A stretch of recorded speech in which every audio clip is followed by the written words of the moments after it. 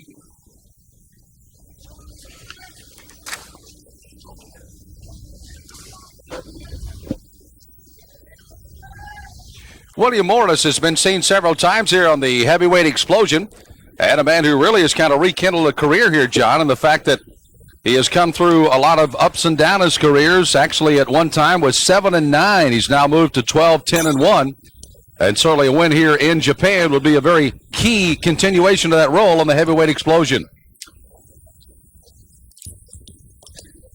Basting comes weighing in today against William Morris. It's known, as a matter of fact, as being a southpaw that with a pretty good punch. Right hook is what he likes to throw, but William Morris will try to stay right inside and a pretty good right hand. Right away, we can see both fighters immediately going at it.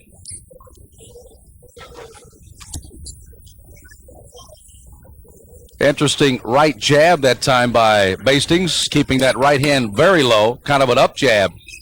And Morris right now making him pay for almost every punch he throws.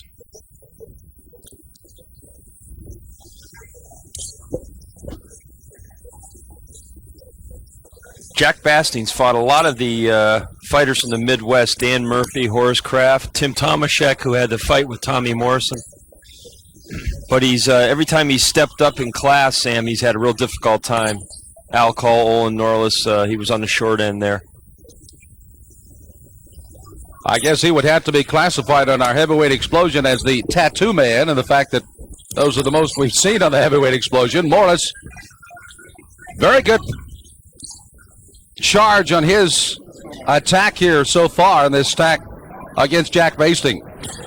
I'm not sure Jack's got his legs there. A couple times it looks like he's kind of wobbled around on those pins. Halfway through round number one. This is set for 10 rounds. You see kind of a charging style of Jack from St. Paul, Minnesota. And, of course, at 36 years of age, he's been around, and with only 28 fights in that long, long time that he's been in the ring, journey would be the best way to describe his attack. William Morris really starting to establish his jab. And that's going to be the key, as in all fights.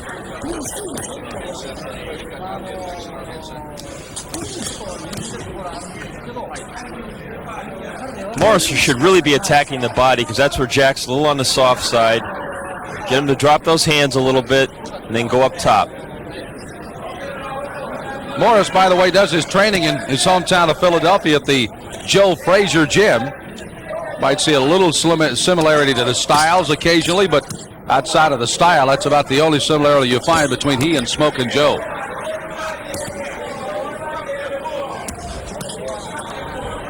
Neither fighter really, John, so far has taken much of a control, pretty much a feeling out round, even though Morris has probably been the man getting off first most of the time here so far. You'd have to score the first round for William Morris, definitely.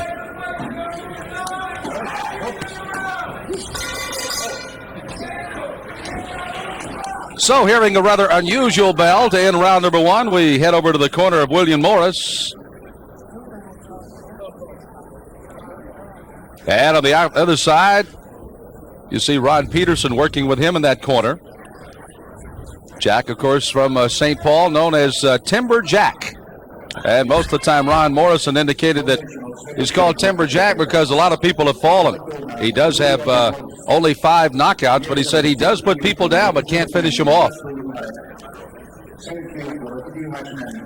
You know, William Morris has had a very checkered career, as you alluded to in the opening. from one point from 1990 until last year, he had not won a fight. He had lost 6 fights, and then he had a layoff. Went to work at Temple University in the Environmental Services Department. Got tired of watching fights on TV, decided he was going to get back into the gym, and scored a knockout in his comeback fight. This is round 2 of a scheduled 10-rounder of the heavyweights. From Japan, on the Heavyweight Explosion, brought to you by the Cedric Kushner Sports Network.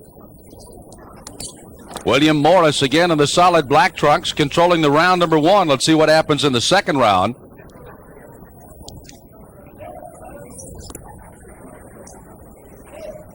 Jack Basting trying to get off, Jack Basting trying to get off a little early. And you see Morris makes him pay. Pretty good combination, John. The old basic 1-2, and it really worked. And he caught him with another nice right hand when Jack came in, exposing his jaw. You know, when you basically look at a heavyweight, Morris is only 28 years of age, 5'11", came in weighing at 218 and a half. So 28, particularly when you take a look at the rest of the heavyweight picture, not all that old. He's not a guy that has had, as you pointed out, an all-up career. But right now it's certainly on a resurgent pattern as he's won 4 out of his last 5 fights. And anytime you're fighting a guy out of one of these Philly gyms, Sam, you got your work cut out because these guys come to rumble normally. Morris may not be able to put Jack down today because he's had only 1 knockout, and that, by the way, was on Heavyweight Explosion 1 as he knocked out Paul Lockhart. That was on June 26 back in 1993. Only 1 knockout. Then again, a good, solid punch, and Morris really looks like he's almost just kind of biding his time here halfway through round 2. Both fighters are content to work from the outside behind their jab. Nobody's really pressing the fight as they did in the opening moments of the first round. There's that combination again.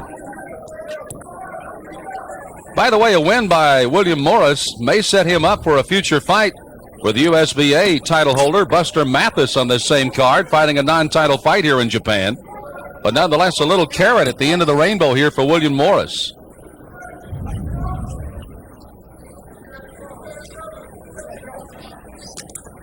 One thing our viewers might notice is watching the crowd in Tokyo. Japanese boxing fans typically watch fights as if they're at the opera.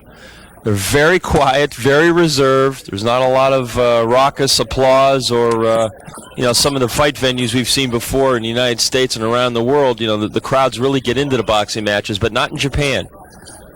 By the way, the promoters for this fight, working with Cedric Kushner, have been very enthusiastic about the heavyweights coming to Japan. They probably don't get that much of an opportunity to watch the heavier weights, but now they've got the explosion happening in Tokyo. Little blow going a little bit low that time.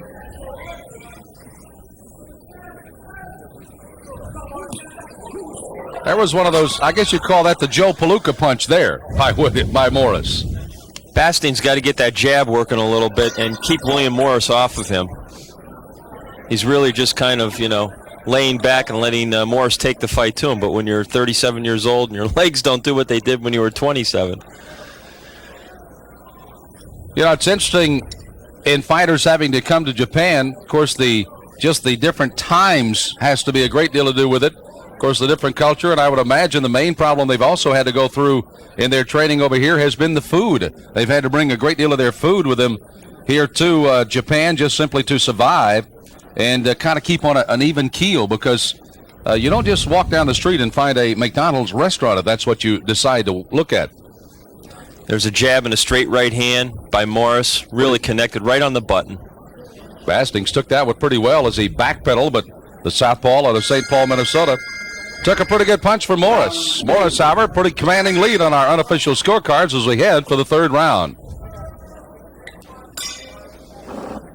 Sam Smith along with John Saraceno from the USA Today, boxing writer there. We're delighted you could join us here for the Heavyweight Explosion.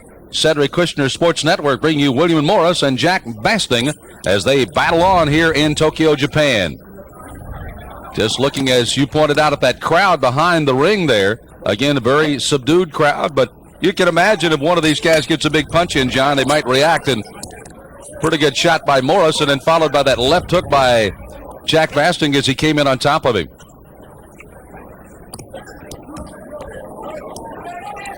And now we see Basting kind of moving forward, as his manager, Ron Peterson, likes to say. Jack only has one style, and that's full steam ahead. We haven't exactly seen that in the first 2 rounds.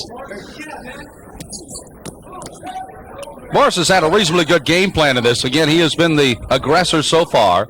Tried to get off first, a good combination, as you've already seen. Now, of course, Jack Basting trying to do what he can do, getting everything going on the uppercuts there by Morris.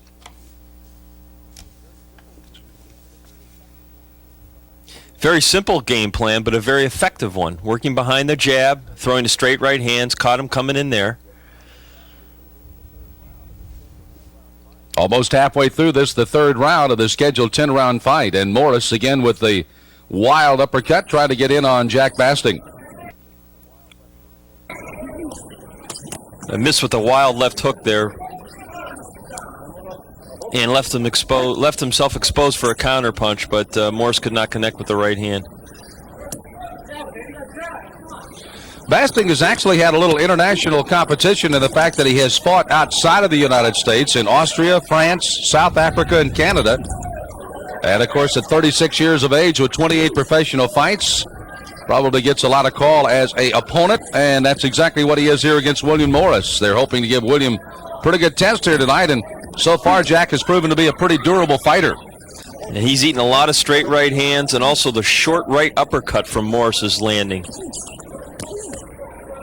Now there he threw an uppercut from the outside, really a little bit too far outside. You want to step in, be close to your man when you fire that shot. William Morris has won his last 3 fights, all 3 of them going 8-round decisions. September of last year over Tim Puller. In October of last year over Carl the Real Truth Williams.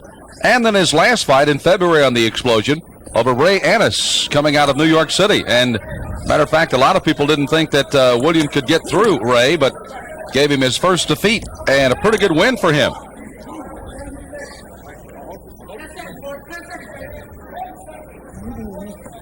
Closing seconds of the 3rd round, set for 10 on the Heavyweight Explosion. You know, you were mentioning about the food in between breaks last round.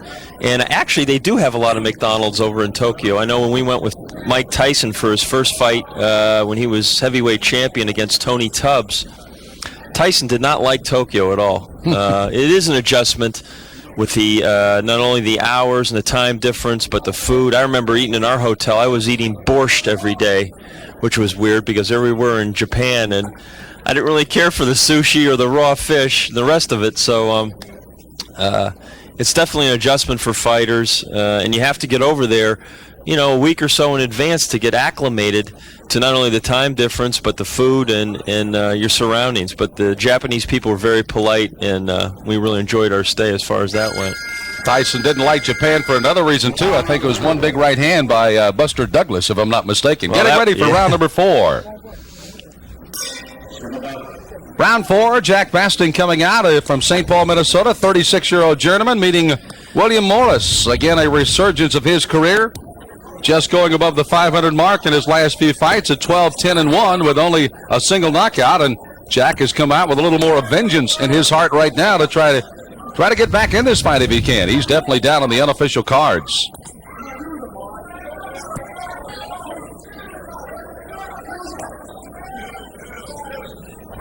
That's another interesting scenario on the fights being held in Tokyo, Japan, is the judging of the fights.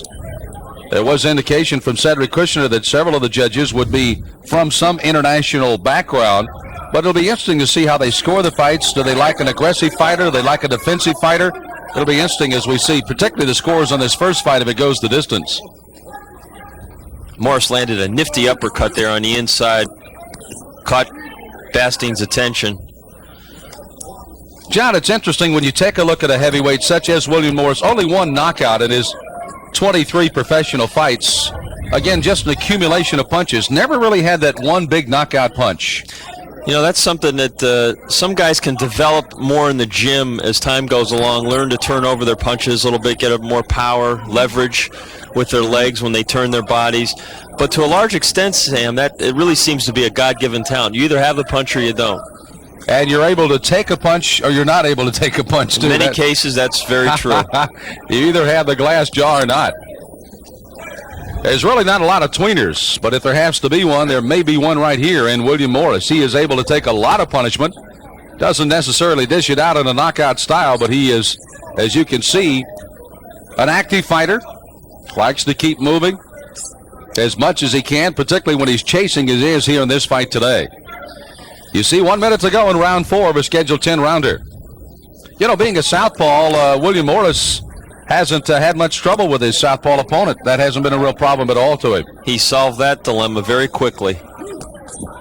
It's not that easily done on some fighters unless you've had some good experience, John. That's true, but in Basting's case, he's a very wide puncher, kind of a ponderous puncher, and Morris is easily able to time his shots and land successfully, so it hasn't been a problem for William Morris. Morris has got great support from his wife, Adrian, along with a couple of children, and he says quite obviously when we interviewed him earlier on this year, and the fact that he said, you know, I'm happy to be able to do something I can make some money to support my family. He, of course, does as his part-time job as a physical therapist when he works and instructor there in Philadelphia. But once again, getting in the ring, making a few $1,000 paydays, pretty nice. Adrian kind of likes that when she goes to the bank and cashes the check. And let's face it, William Morris is under no illusions. He knows he's never going to fight for the heavyweight title, but he enjoys what he does, and he can make a few dollars at it. And you can see the Sugar Man is pretty fired up with his efforts so far through 4 rounds, and we would not disagree on the unofficial card. I think we have it a shutout, don't we? We do. Matter of fact, he's throwing nothing but curveballs and fastballs right now. I hadn't even gone to the junk yet. Right down the pipe. Good illustration of the fans here in Japan just kind of setting back, really kind of waiting for something to happen right now, or maybe waiting for the sushi bar to come by. Now, some people may think, looking at this crowd, that they're bored, but there's really no way of knowing because that's how they look all the time. Don't react overly, or really, for that matter, once it does get very involved, they really get themselves fired up into the fight. But right now, they're just waiting for something to happen. And you wouldn't expect this fight on our heavyweight explosion to be much different than what we've seen right now. 2 journeymen, 2 guys that don't basically have big knockout records on their career. And they're right now just battling each other through the first 4 rounds. Corona Extra bringing you a heavyweight explosion. From Tokyo, Japan, William Morris lumbering to center ring in the solid black trunks. Jack Basting in the black with the red trim. One thing about that lunging style of Basting, particularly when it leads with the lead left hand, Morris really makes him pay, and that uppercut's become a weapon. A counter right uppercut, boy, has caught him. When Morris has thrown it from the inside, it's really been an effective punch for him in this fight. You know, you talk about Morris's record at 12-10-1. He's been a pro since 1986, and that followed a very illustrious amateur career in Philadelphia. You don't just walk in and win the Philadelphia Golden Gloves 5 times as a light heavyweight and also go to the Golden Gloves as a national champion in 87 without a very good storied career. 115 wins, only 5 losses as a pro, or excuse me, as an amateur for William Morris. And we could see, Sam, that Morris does have boxing ability. And to get through with an amateur record like that coming up in Philadelphia, you know, at one time, of course, he was a hot prospect probably in those gyms. And he's got natural ability. And as you can see here, he prefers to work behind the jab. He doesn't really want to get inside and mix it up too much, only when it's to his advantage. He has begun this comeback, as I made mention, winning 4 out of his last 5 fights after an 18-month layoff, and he caught Basting pretty good. Jack backpedaling, trying to catch his breath and momentum here as he really was rocked there. You get a feeling, though, that Jack is a guy you could hit in the head with a 2x4 and he'd still be around. I don't think he moved those tattoos much. Oh, we got a little fake bolo here?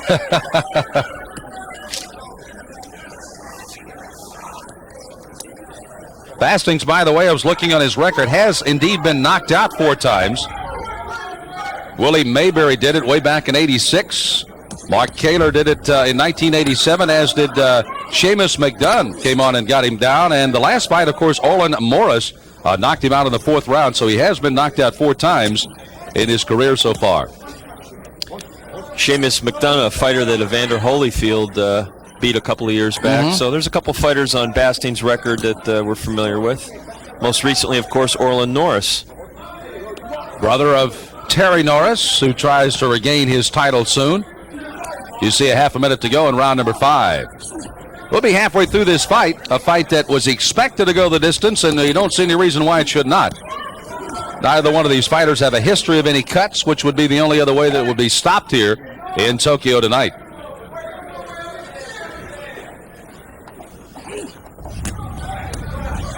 I think it'd be safe to say that you could time Basting's punches with a sundial. Wow.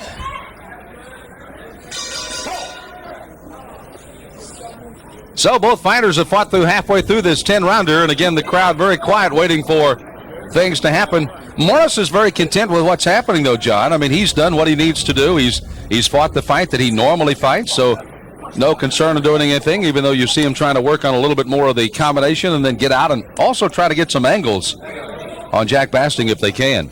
Yeah, at times you see Morris standing in front of Basting instead of moving, punching and moving, and setting up his own attack. And then when Basting clinches, breaking free and starting over again.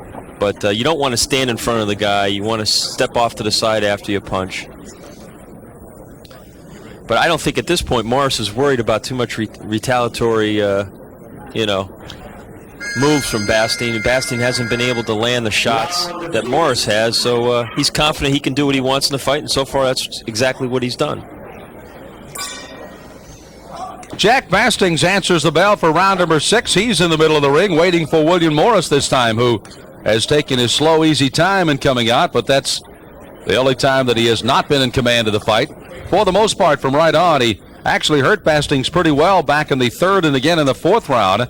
Bastings even rocking back on his heels back in the 4th round.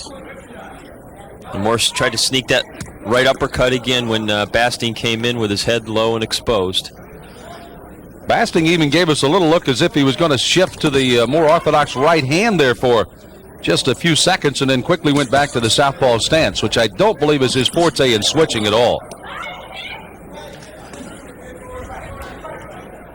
Suffice it to say, I think Morris has probably faced a lot better gym competition over the years in Philadelphia than Basting has faced in his regular fights in the ring. And that's where you're going to become a fighter, in the gym. You're not going to become a fighter. Obviously you need the experience on fight night. Look out, here comes the bolo punch. That at least got a murmur out of the crowd. And if Kid Gavilan is watching in Miami, Kid, you taught us all. Eat your heart out, babe. That's yours. The surviving those Philadelphia gym wars is something that prepares a fighter, and Morris probably went through a lot of those early on in his career, particularly as an amateur.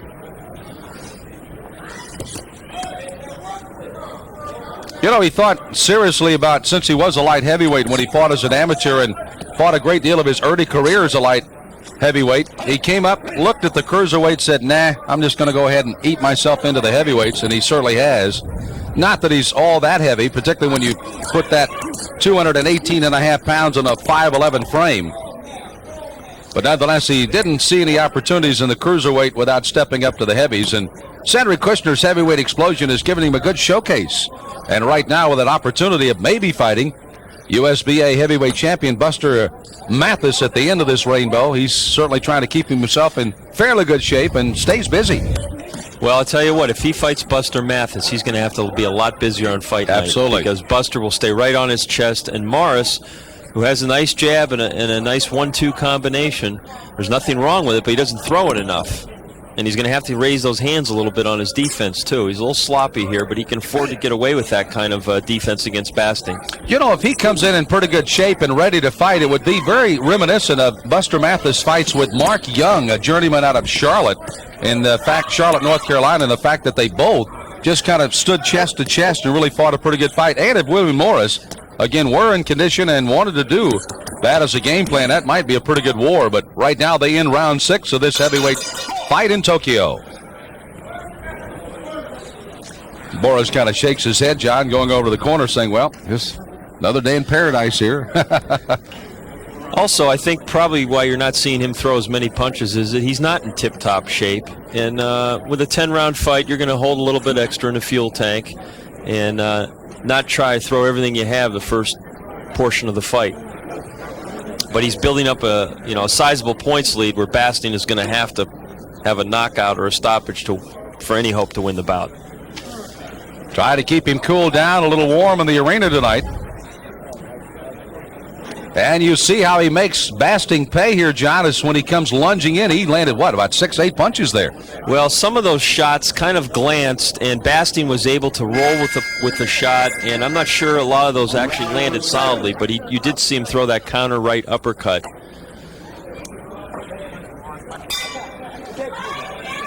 This is round 7 of a scheduled 10-rounder. Jack Basting again staggered a bit back in the rounds 3 and 4. However, not hurting Morris, it does not appear, throughout the early parts of this fight. Even though he has thrown some of those wild, wicked punches, they have been caught pretty good by William Morris. And then Morris has made him pay as he's countered pretty good off of everything Jack Basting has thrown at him. And for the most part, both fighters have been glued to that Corona signage in the middle of the ring. They haven't really wandered too far. Basting, I think, would want to try to bull Morris to the ropes and maybe work the body, because Morris is just picking him apart from the outside with the jab. But Basting doesn't seem so inclined, and there's a warning for, was that pulling the head down? For holding back of the head, yep. Morris was trying to contend that Basting was holding his glove, and that was where the holding was coming. It wasn't me, Coach. Nevertheless, it was just a warning. And even if he took away, half a dozen points, he'd still be in the lead, I think. Basting just doesn't have the sizzle on his punch to catch Morris's attention. That's why Morris is more than happy just to stay right in front of him. And we see some plainly sloppy punching on the parts of both fighters here. You know, it was also interesting to use the referee, Mr. Kuzumaso, in the fight today, and they are using the Japanese referees in all 3 of our main fights on this heavyweight explosion. Rather than trying to bring some referees from the States, they are right now, with the promoter's help here in Tokyo, using some of the outstanding referees. And for the most part, we've seen some good work here in this first fight. You know, as Americans, we like to think that the only boxing in the world it takes place in the United States, and the only referees and judges that can do a good job are in the United States. But that's simply not true. Keep in mind, in Japan, you don't see a lot of heavyweight fighting as far as boxers are concerned. If you are close to being a heavyweight and up, it's sumo wrestling. So that is where the big stars of this country are, if you happen to be very large of body. Boy, when Mike Tyson went over for his fights in Tokyo against Tony Tubbs and Buster Douglas, he was like Godzilla over there. He was revered. People were just in awe of him, more so than even the United States, because in Japan, not to be racist, but the people are not that big over there. Yes. Physically, they're smaller in stature. And at his workouts, cameras were going off, and people were just awestruck, dumbfounded, the Japanese people, when they would watch Tyson. Most of the Japanese fighters will be from probably about the flyweight down, maybe the featherweight down, excuse me. And that's where you find, but they've got some good ones here in Japan in those weight divisions, but nothing in the heavyweight as they watch here the end of round 7.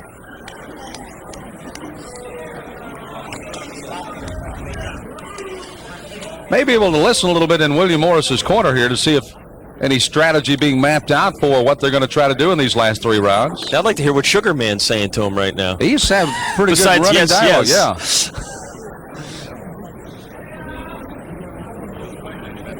Little difficult to hear over the crowd here in Japan. But again, it's been a kind of a running dialogue over there.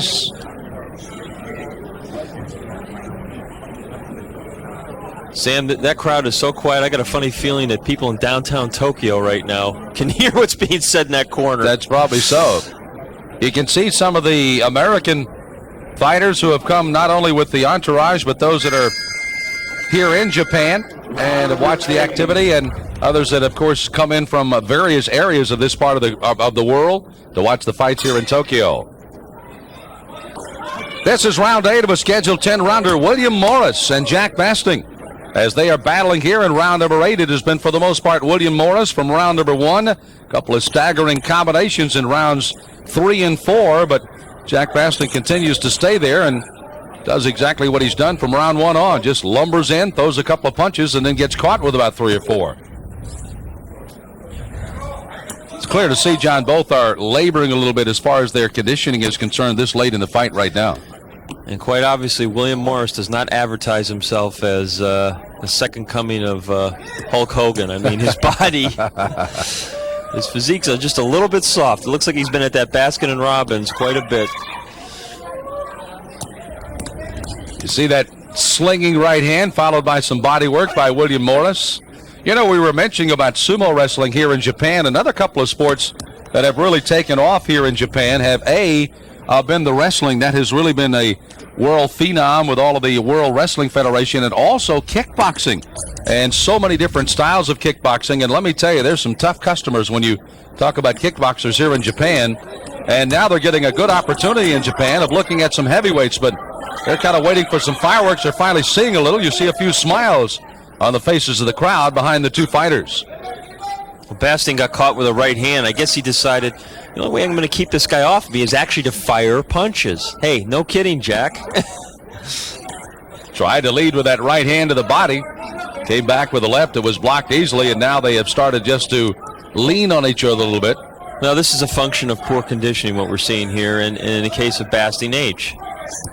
You know, the pace is slowing down. We see a lot of clinching, a lot of holding, and a lot of non-action. Mr. Kumazaki will be coming very much into vogue here in the last couple of rounds. He'll have to break a lot of clinches, it appears. Closing minutes of round number 8. Morris has a kind of chagrined look on his face as if to say, is this guy ever going to let me go or what? Yeah. Let's fight. William also is walking into a little bit of a trap here. Not that Jack Bastings has that big a punch, but he's almost kind of walking into a laissez-faire type zone. He's kind of saying, well, I'm up on the points. I'm just going to kind of walk into this thing. And, you know, Jack can throw a good big punch, and this fight could be very much the other way, but he has not shown that he can do that yet. Well, you're exactly right. Many times fighters will cooperate in clinches instead of, you know, breaking a guy from a clinch, which you can learn in the gym to do. You cooperate. You fall in. There's a safety zone there. You know you're not going to get hit. You want to take a little breather yourself. And Mike Tyson used to do that a lot. Yes. More than people realized. A lot of times people thought that Tyson was being held by fighters, but Tyson was more than willing to cooperate in certain fights. Fighters trying to rumble to the very end. You know, to follow up on that Mike Tyson situation, so many feel, and I'm not saying that Morris and Jack Bastings are anywhere in that category, but so many fighters with the skills of the Mike Tyson is they always felt like their talent and their skills could get them out of almost any trouble. They didn't really fear going in and maybe taking a lot of punches because they said, I'm good enough to take the punch and I'm also good enough to come back and give more than I'm getting. Certainly what happened to Mike Tyson when he fought Buster Douglas and lost his title. Tyson was undertrained and overconfident. And Buster Douglas had his mind made up that night that he was going to be the best heavyweight he could possibly be and pulled off the upset. Well, there's that uppercut. That time he threw a left uppercut and followed it with a straight right hand. Basting tried to retaliate, but really didn't land much. There's a left hand to the body. That was a decent rumble near the end of the round as they get ready for the next to the last round. Good look at the Sugarman, William Morris, 28 years of age, out of Philadelphia, Pennsylvania. Trains in the Joe Frazier gym there. Married with a couple of youngsters that he's trying to make a living for, and resurgence of his career have certainly added some coins to the kitty, and also kind of made this guy a little bit hungrier, because he does have a chance to fight for the USBA title, and maybe even more with a heavyweight picture being the alphabet soup that we have going on in the world today. Now, young fighters take note. Jack Basting, I won't use the word throwing the jab or firing it, but he was pawing with it. That's not what you do when you want a jab. You step in with the jab and fire it, pull it back. You know, he actually has had that up jab all fight long. It's not one of those clean, crisp jabs that so many fighters, and as a matter of fact, that's a weapon for a lot of fighters, John, but not so for Jack. It's more or less, as you pointed, just something to almost initiate the next punch. Well, I think that's probably what he's trying to do, is to get Morris to commit and then throw the left hand, catch him with the straight left hand coming in, but it's not really working.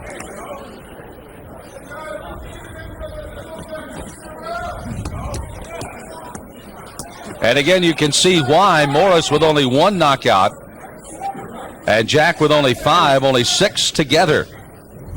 And well over 50 fights, nearly 60 fights for these two fighters. Just don't have the one big major punch. think we got a better chance of seeing Tyson Douglas 2 in Tokyo than we see one of these guys hitting the canvas before the end of this fight.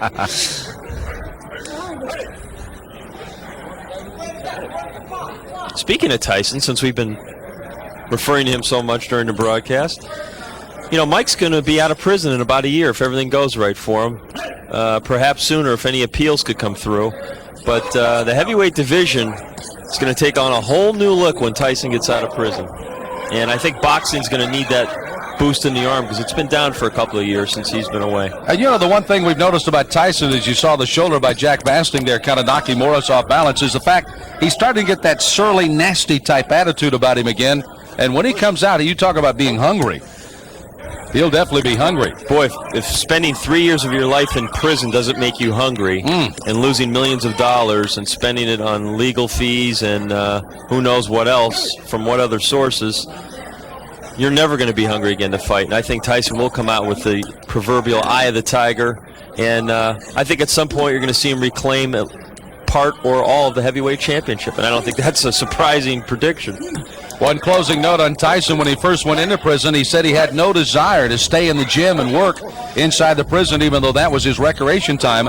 That has changed. He's almost like running the gym now in the correctional institution he's in Indiana. So it is a different Mike Tyson, and it may be the same Mike Tyson when he comes out of prison as we close round 9.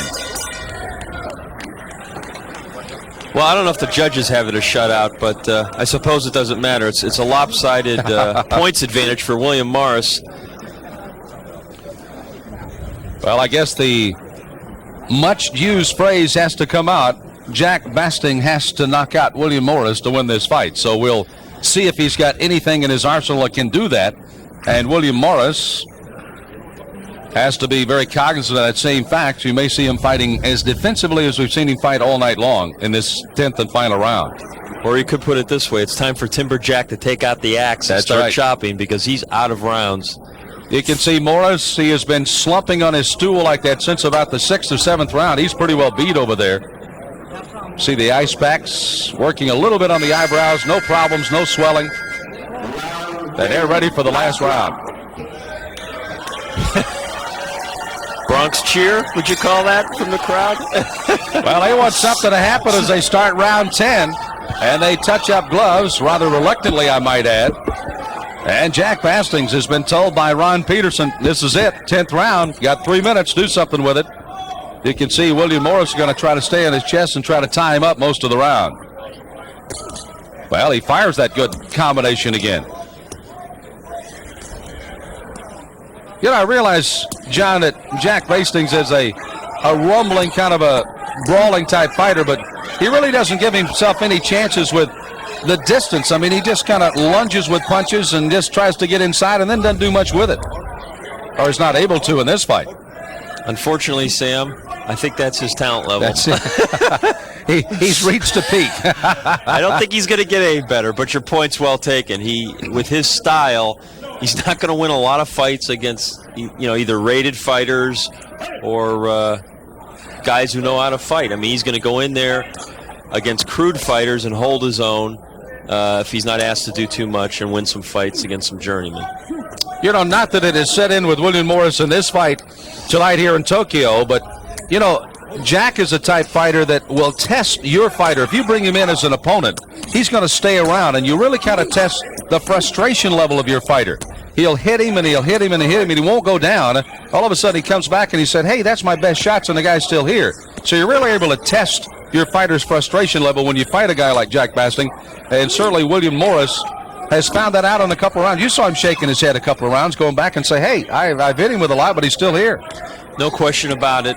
You can learn something from every fight, and if you're an up-and-coming fighter, you need to fight all styles, all fighters, to learn those lessons. And even if it's just a lesson in frustration, you need to learn that, learn how to deal with that, learn how to work out of clinches. This guy's a left-hander. You don't see a lot of left-handed heavyweights, even though he's kind of a blown-up heavyweight. He's a rugged guy. That's obvious. And we don't take anything away from him in the area of toughness, especially with those tattoos. Do you think he rides a Harley, Sam? Probably does, and it's probably called a big hog, too, is what it's probably called. By the way, it's nice to have a little touch of home here in Tokyo. Jimmy Lennon Jr. will make the announcement of our decision, which we are 30 seconds away from sending it to the judges. And we'll find out if indeed on our scorecards it was a shutout, which is the way we basically have it scored here at ringside.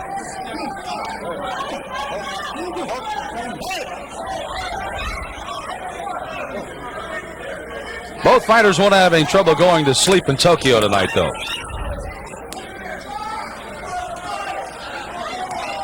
No, and the crowd may be thinking the same thing right now. And there's the end of our 10-rounder. A polite applause, if you will, from the Japanese crowd, as you and I both talked about it at the first. They kind of react the same way, if it's good or bad. They just very quietly wait and watch and see if anything happens. Although I sense in this fight they're not too crazy about what they watched. There was a very smattering of an applause there, and I actually heard a couple of boos. So we'll get the decision here from Jimmy Lennon. Jimmy Lennon Jr., his father, one of the real great ring announcers of all time in the world of professional boxing. Jimmy kind of following right in behind him, and as a matter of fact, as you see, traveling all over the world. In this case, working for Cedric Kushner and the Sports Network, bring you the Heavyweight Explosion, which has been a very, very successful program, showcasing some of the up-and-coming young fighters, also showing some of the veterans who are lingering on and hoping to get one last shot, one moment in the sun, if you will. And we've had some pretty good ones here. And that's what it takes when you have young heavyweights coming up, or young fighters in any weight division. They're going to fight journeymen. They're going to fight club-style fighters. They're going to fight guys who, maybe were never contenders, but have enough ability and skill to pose some kind of a test for a young fighter coming up. Jimmy Lennon gathering the numbers. Gary Breen working on the other side with William Morris as they conversationalize on what they think the scoring might be. And again, we've got it ruled as a complete shutout here going to William Morris. And again, there is some conversation on the numbers maybe here. The way Jimmy's looking at it, I'm starting to wonder if it's not here's Japanese. The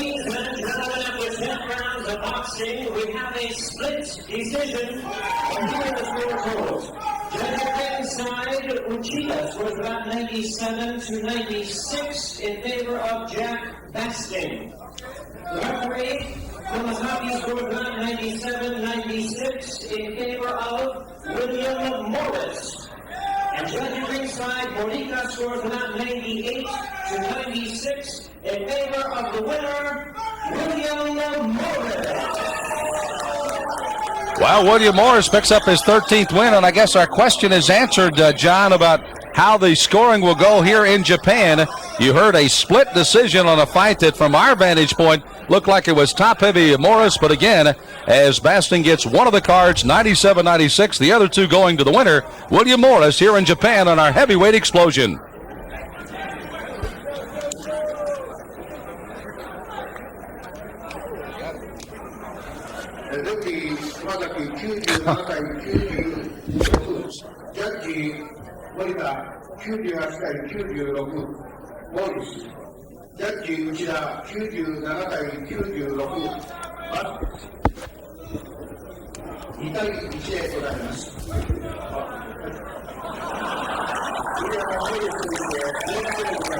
I'm sorry, the crowd noise is drowning out.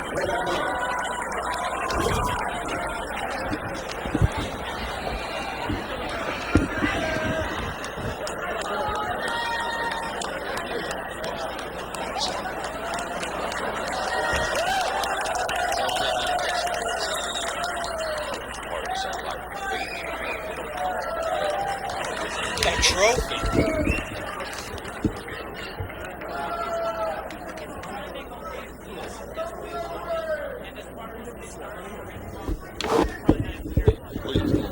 This don't mean I don't get all my money, does it? Yeah. I just spent some of my money on this trophy, did it? William, I must tell you about the way they do things in Japan. I had to take some of your purse money and give it to the trophy maker. Yeah. Right.